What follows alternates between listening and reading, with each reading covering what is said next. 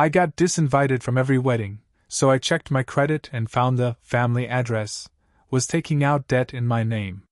Hi, I'm Caleb. I'm 30.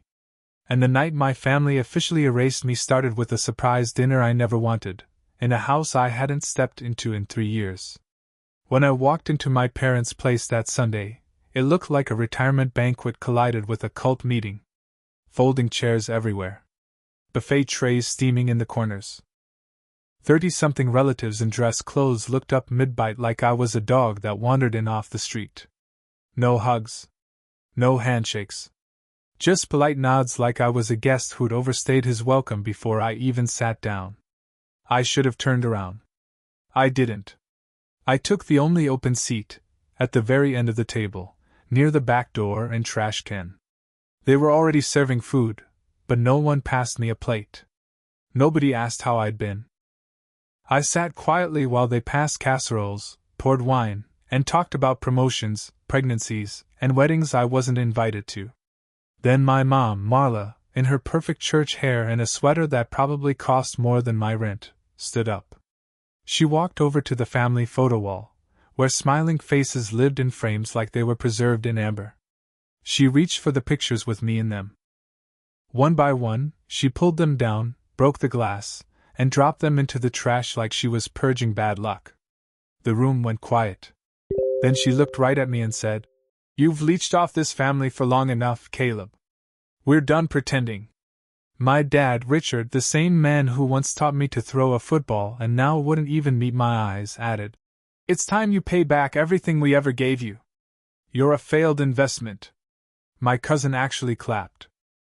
My sister just pointed at the door like she was kicking a drunk guy out of a bar. I didn't speak.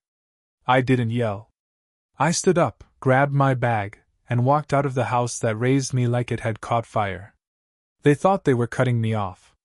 They didn't know I'd been tracking what they were doing to my credit for the past 18 months. That this dinner was exactly the confirmation I needed. That I'd already filed the report. That the next time they saw my name, it would be on the investigators' list, under complainant. This is the story of how a black sheep turned a fake family dinner into the beginning of the end for the people who thought they could erase him in silence. When I got back to my apartment that night, I didn't cry. I didn't scream. I didn't even pour a drink.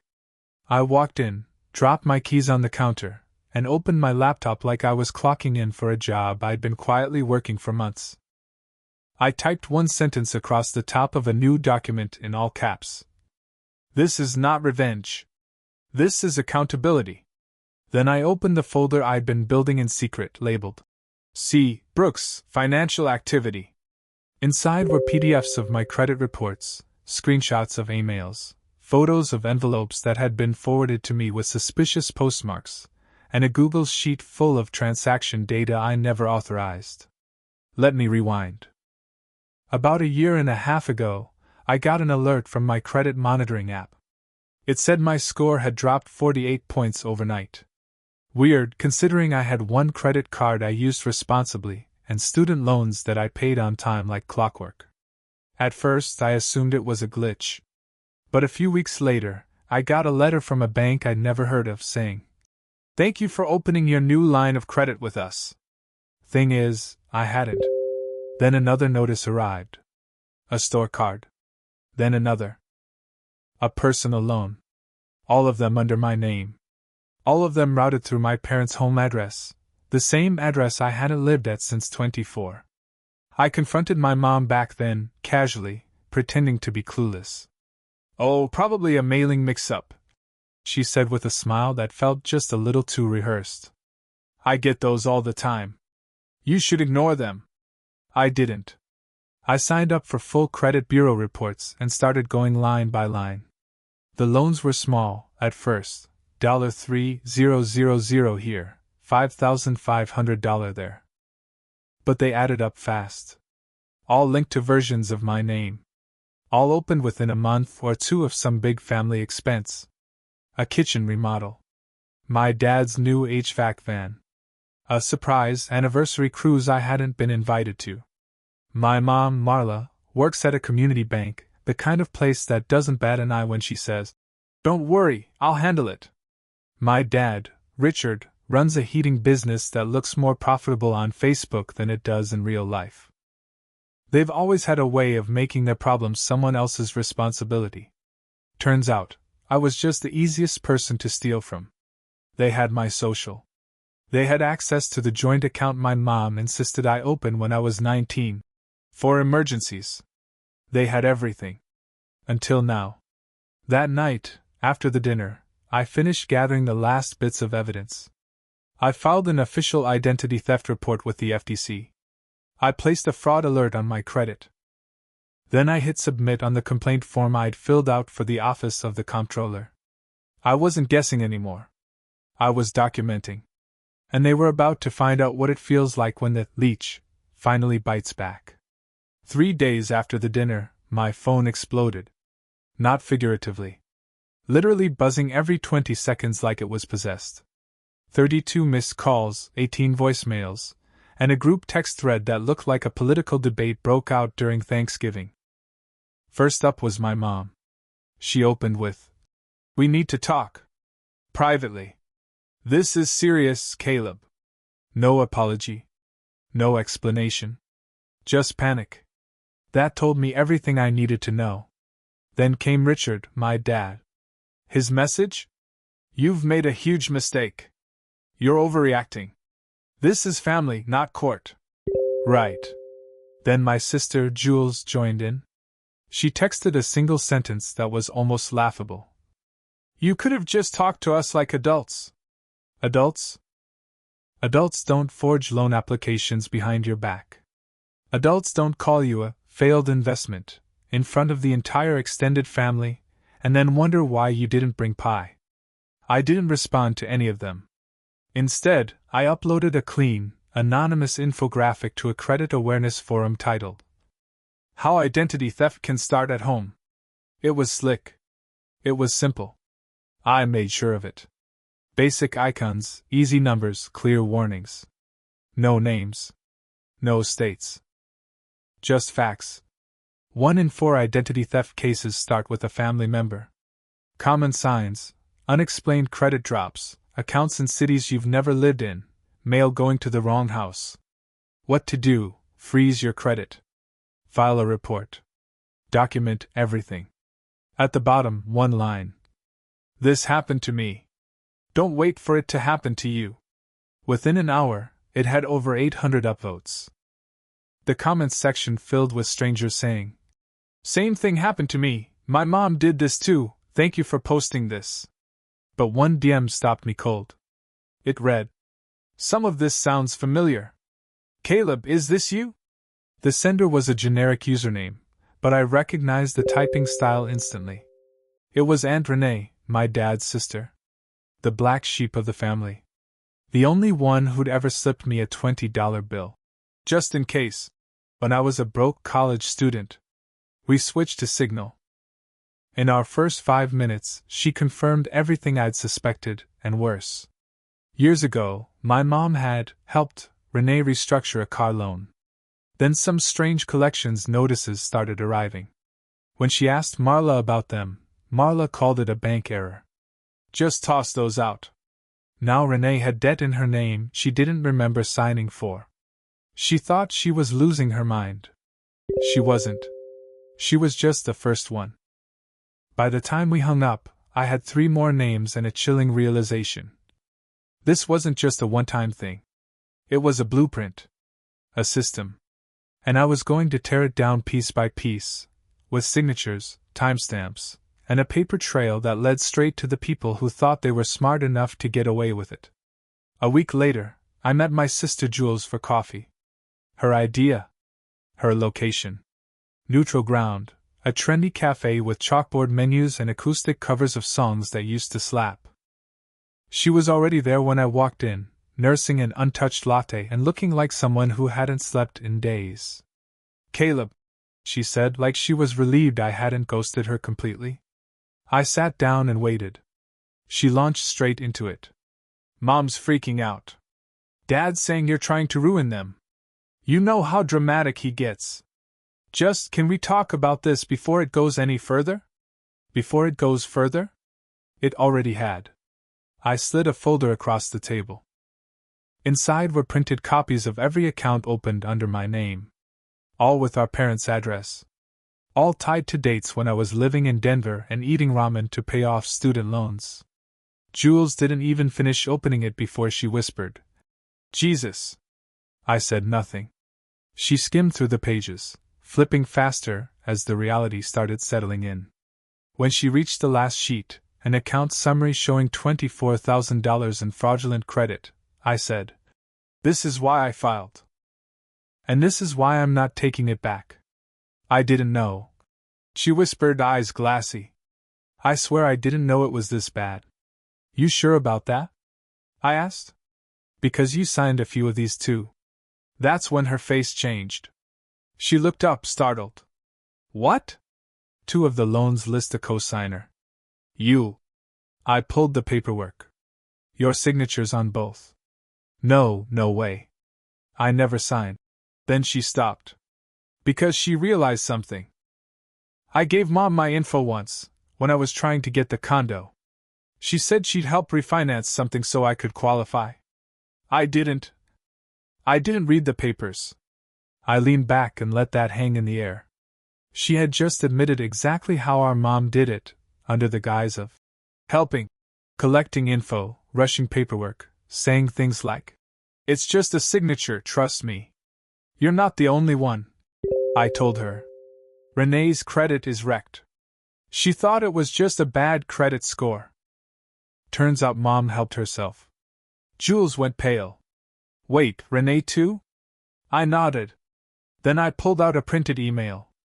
From a financial advisor my grandmother had used briefly before Mom took over. It mentioned unusual withdrawals from a trust fund after Grandma sold her house. The advisor had raised concerns, but after Marla took full control, he'd been let go. I watched Jules read it. "Grandma?" she whispered. "They took her house money. Or at least a chunk of it," I said. "And used it to clear out Dad's business debts." She covered her mouth. "This isn't some little family misunderstanding," I added. "It's fraud. With victims. Plural. Including you." She looked at me, hands shaking. What are you going to do?" "I already filed reports. I'm talking to an attorney. I'm building a timeline. And if the banks want to press charges? That's not my call. That's theirs." She was quiet for a long time. Then, finally, "I'll send you every email Mom ever sent me about finances. Every message. Even the ones where she said to delete things. Just promise me you won't let this go." I nodded. "I'm not the one who ever let it go." By the time I got home from that meeting with Jules, my inbox had turned into an evidence goldmine. She followed through. Forwarded emails. Screenshots of text threads with Mom saying things like, "Don't worry about that letter, it's just automatic." Or, "I fixed your paperwork, just sign where I highlighted." One message literally read, "It's easier if you don't read the whole document. Trust me."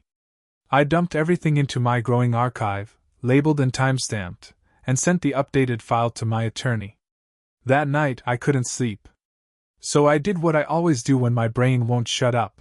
I built something. This time, it wasn't just an infographic.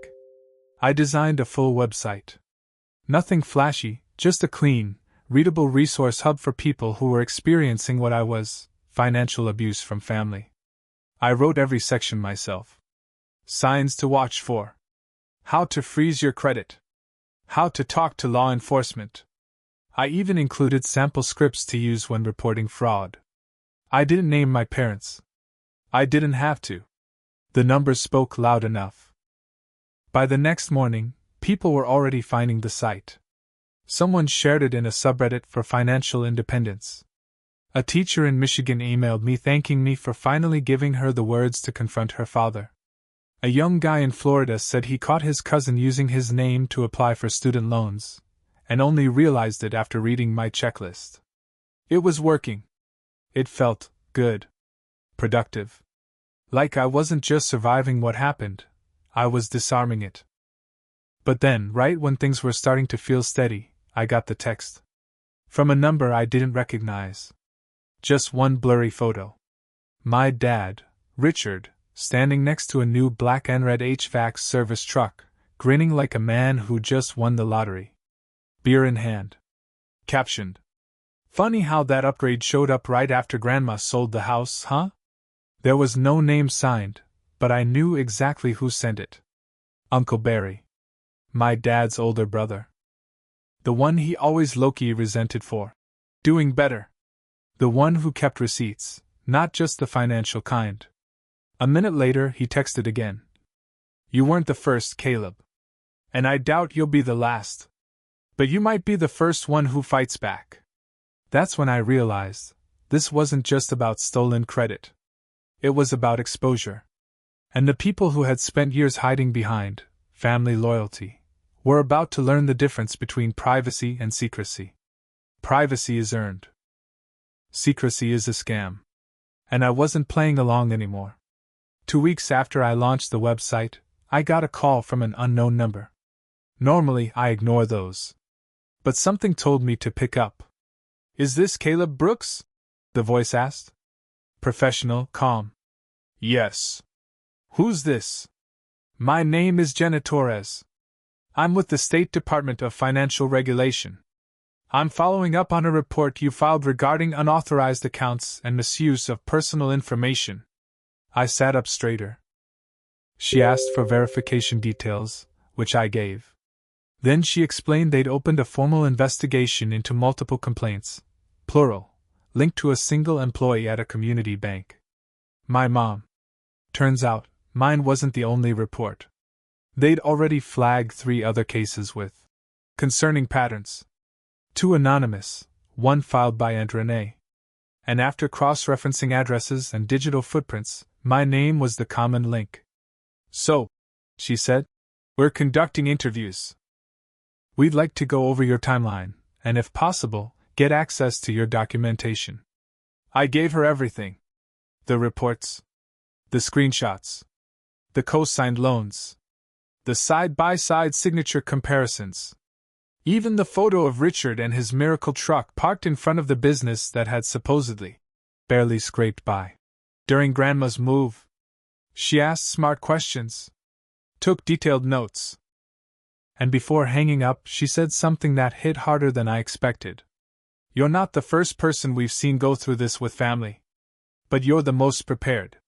That night, I got an email from my mom's bank. Subject: Internal Compliance Review Notification. They were launching an audit of Marla Brooks' account activity, specifically her involvement in family member loans processed between 2018 and 2023. I wasn't CC'd by accident. I was listed as an impacted party. The next morning, my mom showed up at my office. She wasn't alone. She brought a man I didn't recognize at first. Turned out to be a lawyer. Not hers. Mine. The one I'd contacted. He nodded at me across the room like, yeah, I didn't know she'd come storming in either. She was wearing her best. I'm composed but furious face. Sat down across from me in the lobby with a calm that smelled like gasoline. I need you to stop, she said. You're hurting this family. You're putting us all at risk. I looked her dead in the eye and said, no. You did that. I'm just making sure people see it. She opened a leather folder and pulled out a thin stack of papers. This is a release form, she said. If you sign it, we can start fixing this. Quietly. Internally. I didn't even look at it. No, I said. You don't get to drag me through hell, forge loans in my name, lie to Grandma, and then fix it on your terms. You have no idea how much damage you're doing. And you had no idea how traceable every transaction would be, I replied. She stood up so fast the chair scraped across the tile. You'll regret this, Caleb. Families don't survive this kind of betrayal. Then maybe they weren't families to begin with, I said. She left. My boss came out 5 minutes later and said, so want to tell me why a woman just threatened you in the lobby? I told him the short version. To his credit, He just nodded and said, "If she comes back, security will walk her out. You've got support here." I nodded. But inside, something shifted. They weren't just spiraling. They were cornered. And people only show up with lawyers when the truth starts costing money. The next domino to fall was Grandma. Not metaphorically, thank God, but legally. Her lawyer called me directly, voice tight but composed. "Marla managed all of Marion's financial transitions, correct?" he asked. "Sale of the house, new account setup, allocation of proceeds?" "Correct," I said. "And you're saying there's irregularities?" "More like disappearances." He asked me to send over anything I had that pointed to funds moving from Grandma's estate into anyone else's pocket. I forwarded emails from Aunt Renee, screenshots from Jules, and the spreadsheet I'd built mapping every coincidental upgrade in my parents' lives next to family windfalls. 3 days later, I got an update. Marion's attorney had requested a full financial review of her property sale. Turns out, nearly $68,000 of proceeds had been redirected into a holding account controlled by Marla. Not Grandma. Not jointly. Solo. That same month, Gerald, my dad, paid off a balloon business loan. A week after that, new HVAC van. I didn't even feel surprised anymore. Just tired. Grandma's lawyer moved fast. Depositions were arranged. Compliance officers from the credit union were looped in. Aunt Renee confirmed what we feared. The same pattern had happened to her, just on a smaller scale. Marla helped, was the consistent phrase. A few papers to sign. A few clerical errors. A few ruined credit scores. Then came the final blow.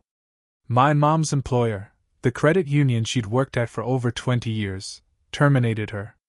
Official reason? Breach of fiduciary duty and violation of internal lending policy. Unofficial reason? She treated her job like a personal loan buffet. A letter arrived in my mailbox the next week from the state's Office of Financial Oversight. They were opening an administrative hearing. Her license was suspended pending further investigation. Depending on the outcome, she could be permanently banned from working in financial services. I didn't gloat. Honestly, I felt sick. She had done this to herself. But watching someone you grew up loving crash that hard, it doesn't come with victory music. It comes with silence. But the legal side wasn't done. Aunt Renee, Grandma Marion, and Jules's name were all included in a civil suit filed against Marla and Gerald. It outlined the misuse of personal information, fraudulent debt assignments, and damages related to elder financial exploitation. My name was listed as a primary victim. And because I'd kept every receipt, every report, every cryptic email and call, the court had all it needed to move forward. My attorney asked me, "Do you want to be present when they testify?" I didn't even hesitate. No. I didn't need to watch my parents pretend they didn't remember forging signatures or misplacing tens of thousands of dollars. I didn't need to see them cry or lie or beg.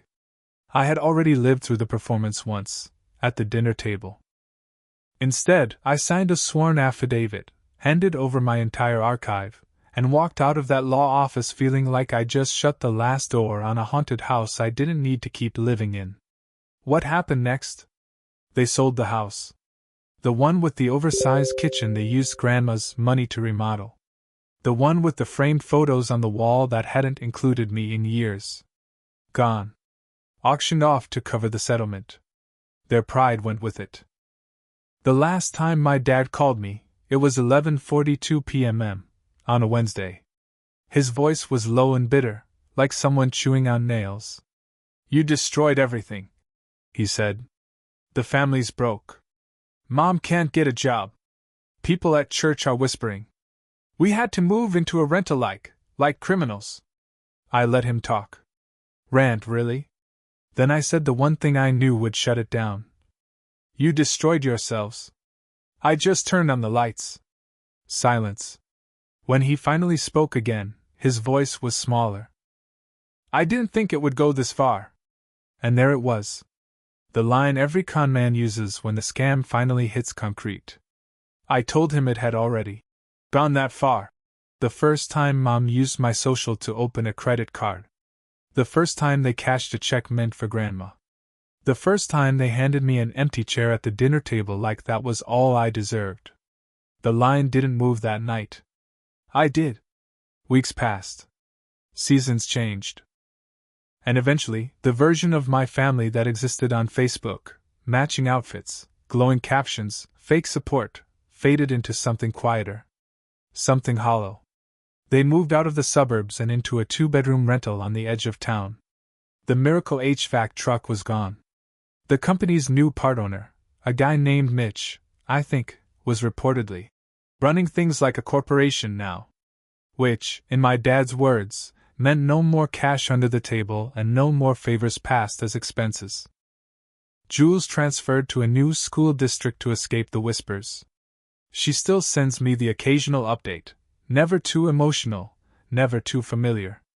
But there's a cautious honesty there that wasn't before. Aunt Renee is rebuilding her credit, one call at a time. Grandma Marion now has full access to her finances. Her lawyer helped her set up protections that don't include Marla, or anyone in the immediate family, for that matter. She even sent me a letter. Written in wobbly cursive, signed with a shaky but firm. Thank you for not letting them make you small. I keep it in the same folder as the lawsuit papers. Not out of spite. Out of principle. The website I built? It's still live. And still growing. A quiet little corner of the internet where people can learn that financial abuse doesn't always look like a hacker in a hoodie. Sometimes it looks like your mom handing you a form and saying, "Just sign here, sweetheart." I've added more tools. Sample affidavits. Interview questions for when the cops don't take you seriously. And yes, a section 4. What to say when your parents call you a traitor. Spoiler, say nothing. Let the receipts talk. I wish I could end this by telling you everything's fine now. That we made peace. That we hug at holidays and laugh about the rough patch. But no.